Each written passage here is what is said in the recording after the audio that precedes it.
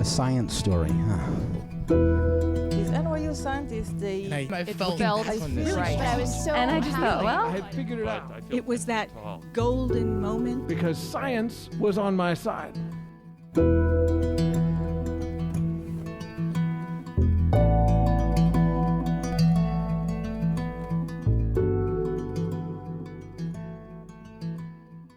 Hey everyone, Happy New Year and welcome to the Story Collider, where we bring you true personal stories about science. I'm your host, Misha Gajewski, and this week, both our stories are about the oh-so-scientific process of trial and error, something Story Collider is excited to put into practice this coming year as we make some small changes to the podcast. If you remember last year, I know it's hard, we asked you to answer a few questions about what you'd like to hear on this podcast, and we're going to be trying out some of your ideas. Yep. This 2023, we're shaking things up from our classic two-story episodes.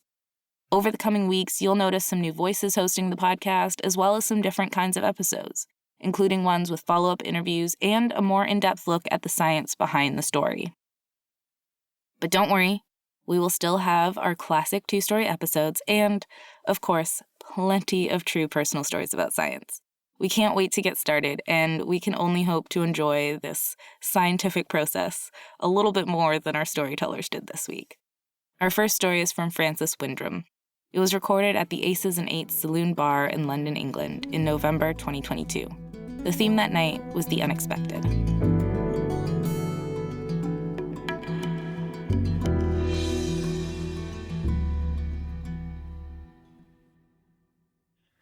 I'm going to take you back. Few years, 2020, there was this kind of tiny little thing going on, global pandemic, and I was a lowly first-year PhD student. Yeah, great. I am a computational arachnologist. I specifically look at how we can get spider webs to look good, how we can get good imaging of them, how we can make them show up. So, this was my goal. I looked to try and make them show up on these bloody images. I thought, how hard can this be? So, with my 9-month review coming up, where they can say, oh, yeah, go for it, or no more, leave, never come back. That's all coming up. So, I decided, right, I'm going to start out looking at using corn flour to kind of sprinkle on the webs, make them show up really nicely on these images, reflect the light. But wouldn't it be nice if the corn flour was like not white, was like a different color that would contrast? And I mean, you could make it, sure, you could make it orange, that contrasts brilliantly with green, but terrible on brickwork. So, I don't know which color to use. So, I go ahead and I buy a big old box of food coloring. And I go into the lab. I also buy a lot of corn flour. I go into the lab with this corn flour. I dilute it down with water, kind of make that sort of suspension you tend to get. Then I add the coloring, mix it all together, mix it a bit more, put it into these trays and put them into these massive leaf drying ovens that we have on the campus. So I trundle over there with my trays of something that looks approximately like ambrosia custard. And I put it in, heaving open these 6-foot doors, chucking them in. And then I have to come back every 2 hours or so and just like make sure nothing has burned. So I go in, I break them all up. And then when they're finally dry, a few hours later, I come back to the lab, get a pestle and mortar, grind them up. Then I package them up. Good to go. Head back home feeling pretty satisfied with myself. I'm a scientist. Now, I'm a real scientist. I've been in the lab. What could be more science than wearing a lab coat, putting on your safety goggles for the dangerous corn flour, and going in? I'm doing it. I'm a real scientist. But I've got a lot of colours here. I've got to do quite a few of these. So I go in the lab the next day, get my colours for the day, put them out, make up this corn flour slurry, mix it up, add the colour, mix it up again, put it in the trays, put it in the leaf drying ovens, come back every 2 hours, And I break it up, crush it up, go home feeling a little sore, but, feeling good. It's taking a bit of time, but that's fine. Second week rolls around. This is actually taking quite a while. Like, the water, turns out it's kind of hard to evaporate. Who knew? So I start thinking, well, Francis, you're a scientist, right? You're a genius scientist. You're coming in here, you're doing all your science things. Maybe you can rub together the 2 remaining brain cells and make fire? Ethanol, that's it. Yes. It's everywhere in this lab. This well-maintained and entirely unsupervised lab. There's countless of it. It's there for sterilizing things, all things like that. There's loads of it. No one was going to miss it, and it'll evaporate quicker. But it might affect the color, and I don't know if it's going to change the texture or not. I better test this again. So I get round to doing it. Same process, but this time with ethanol. Mix it up, add the color, mix it up again, put it in the drying rack, check it, stir it, check it, stir it, check it, stir it. It's dry. I grind it up. I put it back. But you see, this time, whenever I check that leaf oven, I open it up and I get a blast of ethanol vapor in my face. So it's more like I check it, I stir it, I slightly pissedly check it, I slightly pissedly stir it, I kind of quite drunkenly check it, I quite drunkenly slur it, I cool it, I grind it up sloppily, and then I stumble my way home. Right. Week 3 rolls around. Turns out ethanol's actually no better than water. I'd wasted that time. But no, it's fine. No worries. Don't worry about it. It's just keep on moving on. But what about that whole making it show up at night? So I could use UV to do that, but I'd need something that was UV fluorescent. Well, come on, Francis. Genius fucking scientist, right? Let's have a think. That's it. Riboflavin, vitamin B12. It's fluorescent. It's pretty easy to get. I'm pretty sure I saw it just in the lab supplies. It's a bit expensive, but it's fine. It's already there. But I don't know how much I need to get it to actually show up and to glow under UV. Shit, I better test it, mightn't I?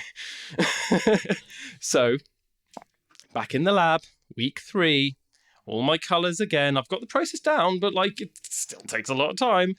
Add different elements of riboflavin, mix it, add the colour, mix it, take it to the leaf drying ovens, open them up, shove it in, close it, open it, check it, stir it, check it, stir it, check it, stir it, bring it out, grind it.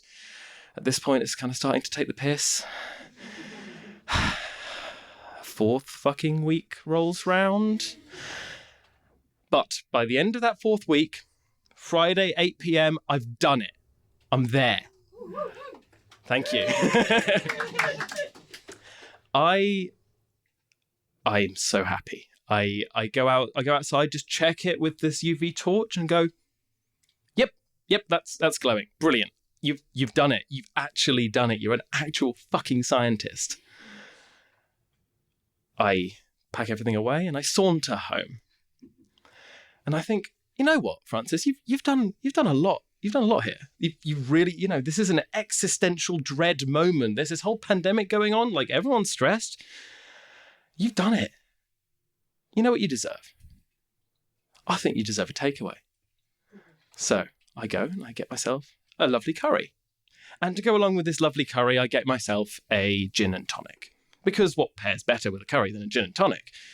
So I sit down to eat this lovely Ceylon curry from the local curry house. And I noticed the oil on the top. It's kind of yellow. It's actually, it looks a little bit like the professional pigments I was looking at before. So I pick up my curry. I pick up my strong drink. I pick up my UV torch. And I head outside into the pitch black. And I turn on my torch. Fucking fuck. There, glowing bright fucking yellow is my celebratory fucking curry. I cannot believe this. I am crestfallen, frankly. I'd put weeks and weeks of effort in. I felt naive. I felt like a little child. What? How am I going to get this past my supervisor? What? I spent 4 weeks in the lab discovering that turmeric exists? I'd gone down a rabbit hole. And unfortunately for me, there was this fox called an appropriate amount of turmeric waiting at the edge. And all right, at least I can enjoy this curry, right? So I turn around, curry in hand, and the UV torch is still on. And as it passes over my gin and tonic, it's also glowing. Bright fucking blue. What can you do, man? Like, I sit down on this cold step. How am I going to make it as a scientist if I can't get these basics right? Like, what the fuck am I trying to do? Really? My entire plan was entirely one-upped by a local curry house in fucking Schweppes? I go back inside. I sit down with my fucking curry. I enjoy it. It's a very good curry, okay? And I still enjoy curry. I still enjoy gin and tonic. But I look back at this now, right? A few years later, bit of hindsight, I'm like, did I really fuck up that bad? Like really? When you actually look at it, I got super invested in it. I had my blinkers on. I wasn't like trying, I wasn't thinking about this. I was just doing things. Imagine if after the first week, after that first celebratory bit, I went and got my celebratory curry then. Maybe this wouldn't have happened. In not taking the time to appreciate the small wins, I hoisted myself by my own petard. So yeah, in the end, I can still drink curry. I'm still on my PhD. It's looking good. This wasn't the end of the world, but right at that moment, it fucking felt like it. But we're here now. Thank you very much.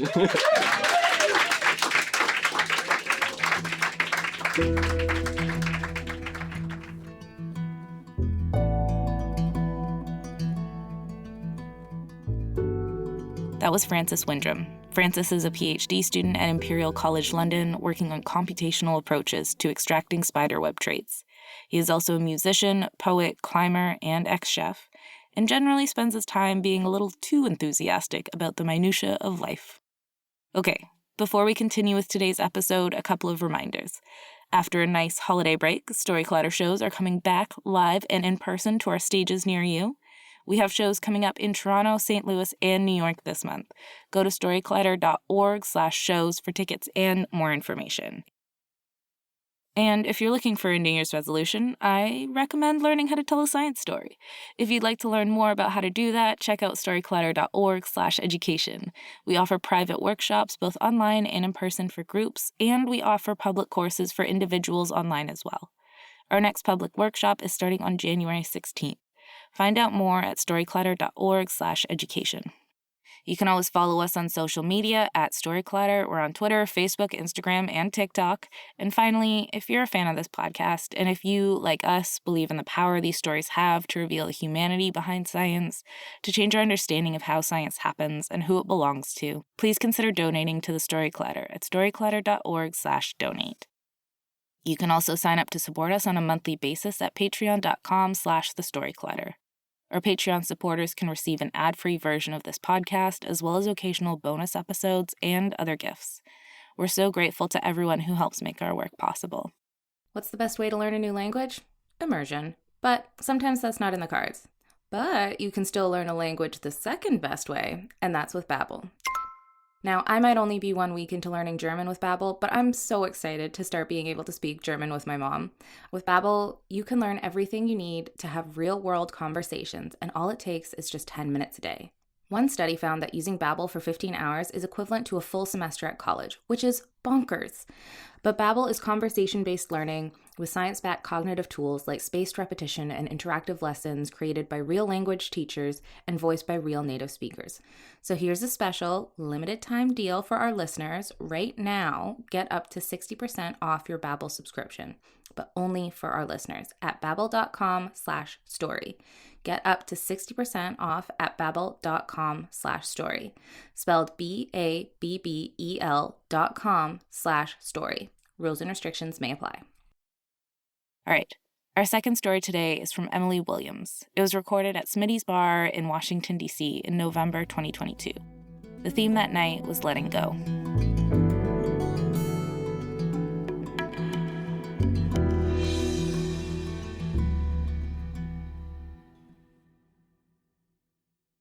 In almost all things, I have gone through life with the attitude that if there's a will, there's a way.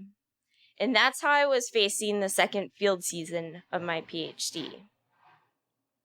The odds were stacked against me in a lot of ways. As I was approaching year 2 of data collection, I had had a meeting with my PhD advisor.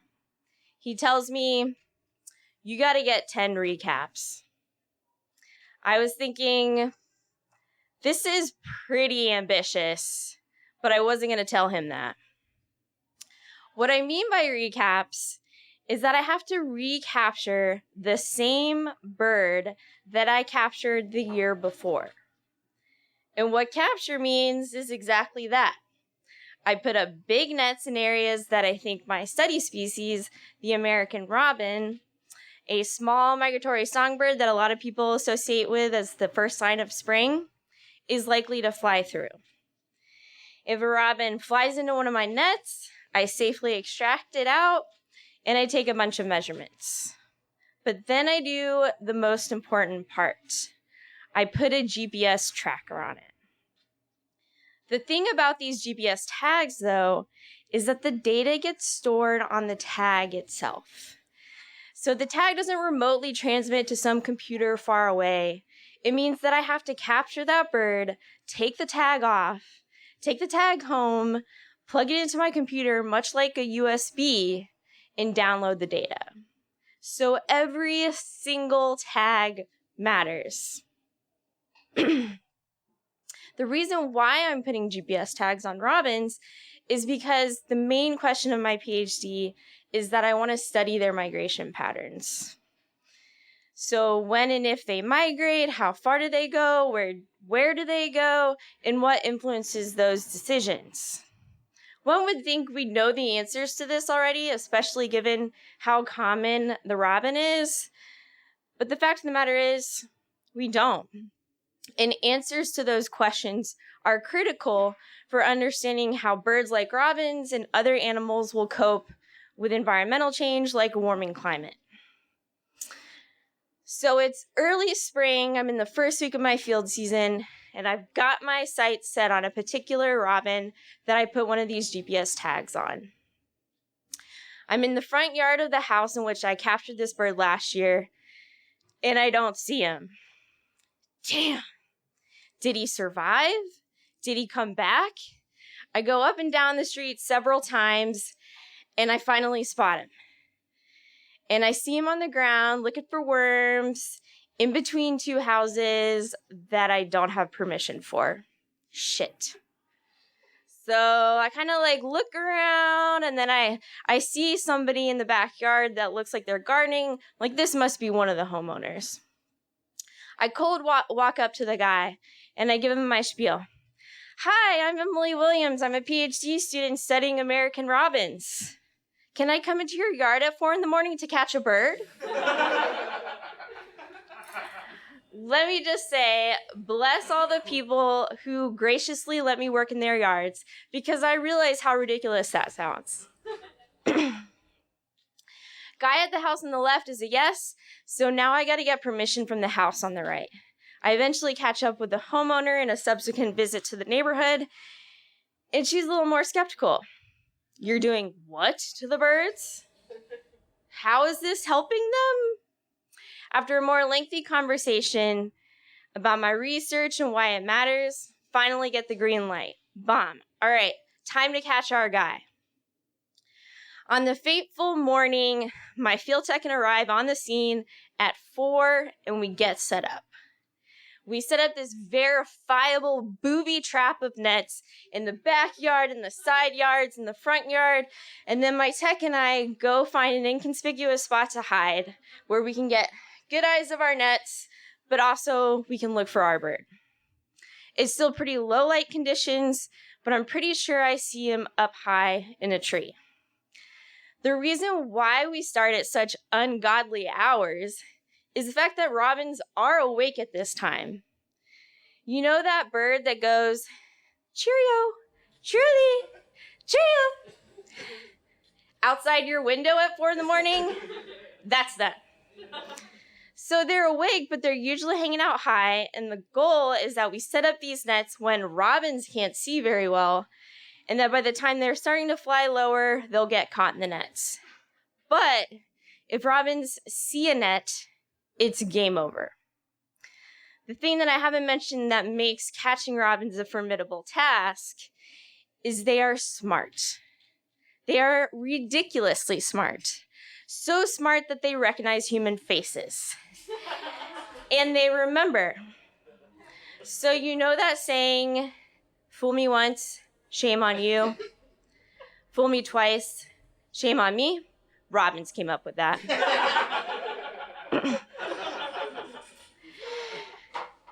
So we're waiting for the light to break. We're waiting for our robin to do something. And it starts to rain. I swear I had checked the forecast that morning, but as per usual, the meteorologists were wrong. And the rain that was forecasted to come hours later started right then, right now, in a fucking downpour. Of course, you don't want to net birds in these conditions because they can get wet and they can get cold, and that can be stressful, and you don't want that to happen. So my tech and I run out, and we quickly close the nets, and guess what happens? Like the ever-seeing eye of Sauron, our bird watches our every move and imprints it upon his memory. The rain, of course, lasted for hours, so we blew our chance. The score was set. Robin 1, Emily 0. I tried the next week. Robin 2, Emily 0. And I try again. And again. And each time I try to bring out my whole arsenal of tricks. And each time I visit, I have to be even more creative. I found his mate. I captured and banded her. I found her nest. I followed them around, and I figured out where all their favorite spots to hang out were. I figured out where they like to eat, and I put nets in all of those locations, and the birds were nowhere to be found. The score is increasingly getting higher in the robin's favor, and I feel like I'm actually getting in the negative. This one time, I thought, well, maybe if I disguise myself, that would fool the robin. So I buy masquerade masks for me and my tech, and we wear those, and then we put COVID masks on, and we think if our faces are completely obscured, the robin won't recognize us. Again, I failed, and the robin won. The score is Robin 7, Emily 0. By this point, we come from April to July, and time was running out. I had gotten 9 other robin recaps that season, and I was so close to my goal of 10 recaps. I was not giving up on this bird. This robin held on its back the key to the wonders of robin migration. How could I miss out on that? We're at the end of July, And I decide to try one last time. Except this time, I have convinced ornithologist friends to do the work for me, because by visit 4 or 5, the robin would literally evacuate the area as soon as I showed up. I swear this bird even recognized my car. So this time I actually show up in a different car, I stay in the car, and my ornithologist friends are the ones to check the nets. And after several hours of trying, we catch a lot of other robins, but not the robin. We didn't get him. I had put so much hope and so much willpower and so much effort into catching this bird, and no matter how hard I tried, I just couldn't get him. I didn't want to face the fact that I had failed. The disappointment was raw, and I didn't want to face my PhD advisor and tell him that I not only failed in not catching this robin, but also in not getting 10 recaps for the season. I really hate to be admitting this, but I got outwitted by a robin. This wily coyote of a robin taught me that when sometimes there's a will, there's not a way. And sometimes things don't go as you have them planned, and you just gotta let that go. In this case, quite literally. Even though this robin will be forever burned in my soul as the one that got away, I keep a flame of hope that he'll be back next year.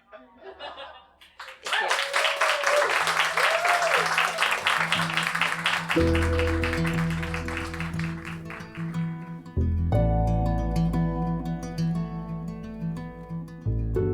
That was Emily Williams. Emily Williams is a scientist and PhD student at Georgetown University, where she's studying the migration of a common but overlooked bird, the American robin. Emily is passionate about outreach and the accessibility of science, and is a fierce defender of the small, underestimated, and undervalued. Before moving to DC, she lived in Alaska, where she worked as an avian ecologist for the National Park Service. The Story Clatter is so grateful to Francis and Emily for sharing their stories with us. The Story Clatter is also very grateful for the support of Science Sandbox, a Simons Foundation initiative dedicated to engaging everyone with the process of science. This podcast is produced by Aaron Barker, executive director and co-founder of The Story Clatter, with help from me, managing producer Misha Gajewski, and senior podcast editor Jen Chen. Special thanks goes out to Story Clatter's board and the rest of our staff, including managing director Anne-Marie Lonsdale, education director Lily B., Science Advisory Fellow Edith Gonzalez, and our Operations Manager Lindsay Cooper, without whom none of this would be possible. The stories featured in today's episode were from shows produced by Richard Kemeny and Michaela Agabiyu, and by Shane Hanlon and Mariam Zaring-Halam, respectively. Our theme music is by Ghost, and next week we'll be back with stories about misreading the situation, all the shenanigans that come with a misunderstanding. Until then, thanks for listening.